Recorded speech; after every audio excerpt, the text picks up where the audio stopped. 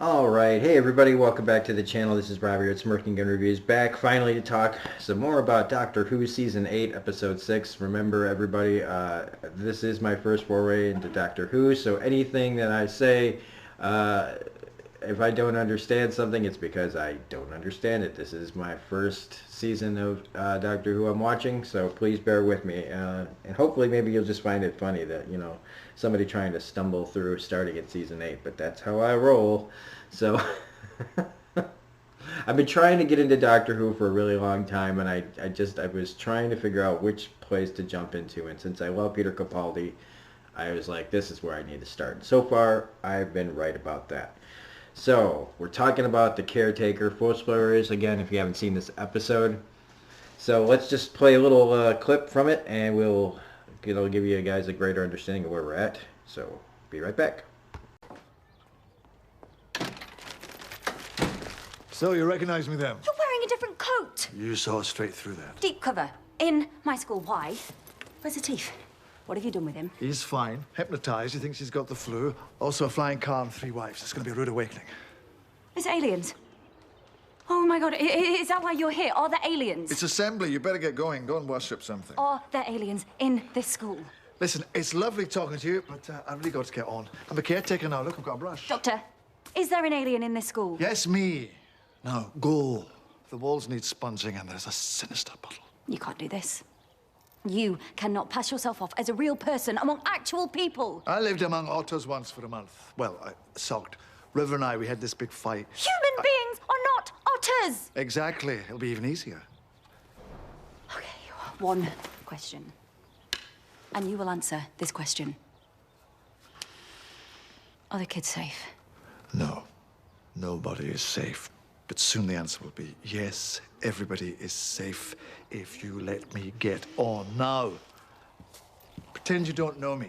Stay out of my way.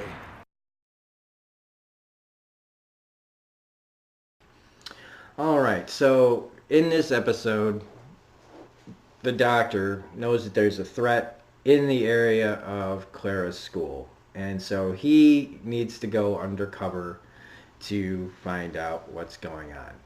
But he doesn't want her to know that, I mean, she soon finds out, but I guess he just doesn't want her to freak out. And maybe it's not the best way. I think maybe just telling her would have been a better idea. But plot, we need the conflict.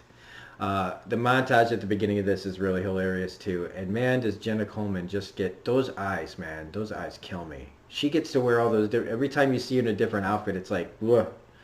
And I realize that it's the content of her character that matters more than her looks, but I can't help it. Those eyes just kill me. And we don't get an answer to the beginning of the episode, and I kind of like that. But I did spend the entire episode wondering what was going to happen with that. Like, how are we going to tie that into the rest of the episode? Because many, many, many, many shows, this is a cliche of this is where we're at. How did we get here, you know, 36 hours before, you know, 2 weeks prior, but we don't. And I like that in a way because, I mean, at least now when I watch it again, you know, someday I won't be sitting there waiting for it, but I was like going, what happened? We get another little cameo by the person who says she's taking people to heaven, who clearly, like, again, the build-up to this confrontation that she'll probably have with the Doctor. I'm probably right. No, that's a definite. So I still don't know what's going on with that, because, again, like I've said, this is my first foray into Doctor Who, so please bear with me if I seem to, like, be like, why does this guy act like he doesn't know what he's talking about? Well, it's because I really don't. I'm finding my way through. So we get that. We don't get a payoff for that. I still don't quite understand what's going on with the lady taking souls to heaven or whatever she's doing with them. But she's trying to balance a relationship with the doctor and with Danny Pink, and it was just a matter of time before the worlds collided. Or I guess it didn't have to, but if you're going to introduce a boyfriend character, this is how it usually goes. And so we get yet again another kind of tone for the show, because now we're kind of doing a sitcom. Even with the music, you've got the disapproving father figure and the concerned boyfriend who wants to know why she's always running off with this other guy and what she's doing. And everybody's curious of what's Clara doing and what's with the TARDIS box and all that stuff. I love him trying to pretend like he can fit in with people. I like that most people actually buy it. Except for, of course, Danny, who's just very curious about everything that's going on, which is kind of like the soldier brain. But not everybody is a soldier and thinks that way. I mean, I think that way all the time, and I never once was in an army, so I don't know. But I also like the Matt Smith-esque looking teacher that the doctor thinks clearly that's who she's in love with, because he is similar-ish looking to Matt Smith's doctor. But when she says that she wasn't, about the bow ties and that wasn't her, it wasn't her type, and he gives her that look, like, and she just kind of moves on, like, I think just goes right over her head, that look. But the balance of it all is just like, well, she wants to go out and, have these great adventures and help the doctor save the world, because nobody gets to do things like this. This probably gives your life more meaning in a way. And she also wants to, be with Danny, but, then you've got his side of it where he wants her to tell him the truth, keep him in the loop on things and stuff like that. And she's trying to probably more like protect him from the doctor's world, because we know if you get caught in that orbit, crazy things can happen. You could die in a second. And, if you're not ready for it, which, even Clara, could say to herself, even I could just step into that TARDIS and never come home. But, she trusts the doctor enough that, to keep her safe. And so it's hard for both men to reconcile each of their place in her world, and her trying to explain that to them, like, I'm not just one thing to you, and I'm not just one thing to you. She should be able to have both worlds. But, the doctor has that idea of you're just one thing. So he says he's a soldier, right? So he can't be a math teacher. He has to be more like a PE teacher, because that's what a PE teacher's kind of like a drill sergeant. And so he can't wrap his head around that. And that's just something that, again, the doctor will have to learn eventually. Same thing with Danny, who's just always saying, they have to throw that line in everything, right? Just tell me the truth, just this one time. Like, you know what, man? I bet you, like, 9 times out of 10, she's told you everything. People hold things back, and sometimes for a reason. But, that's just plot. It's just to create conflict. And so now he's kind of like he's proving to her, like, that he can handle it throughout this episode as well. Once he gets the watch and tries to, like, put the doctor in his place and tries to tell her that this is who he is, he's pigeonholing me as just a soldier when he's just this one way too. And it's like, no, everybody's a bunch of things, But I like how Danny kind of screwed up and, like, took the thing, but he didn't know he's screwing up.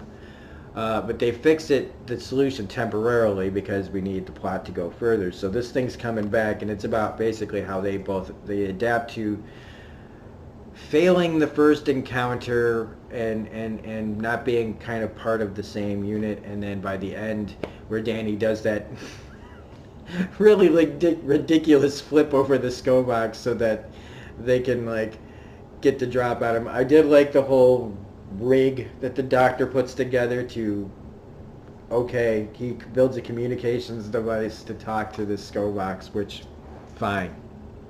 Right? I mean, it's believable that he could do it, so do I really need to figure out go on the journey of building the thing and why? I mean, he's just kind of taking things and here and there and just slowly, but surely he's just got this thing now.